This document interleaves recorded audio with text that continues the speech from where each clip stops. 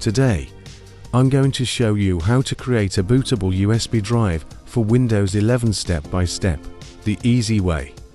Whether you're installing Windows 11 on a new PC or doing a clean install, this guide is all you need. Let's get started. Open your browser and search Download Windows 11 Media Creation Tool, or go to the official Microsoft website. Click on Download Now under Create Windows 11 Installation Media. Once downloaded, open the file. It may ask for administrator permission. Click Yes. Then you'll see the setup screen. Click Accept. Now select Create Installation Media and click Next. Keep the default language and edition if you're unsure.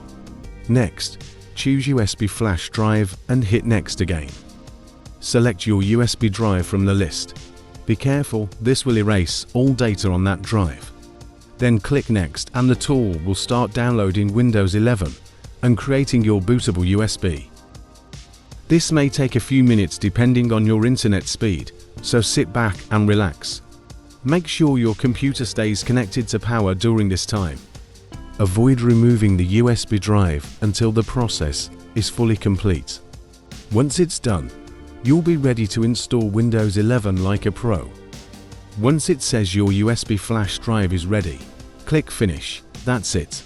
You now have a bootable Windows 11 USB ready to install or repair your PC.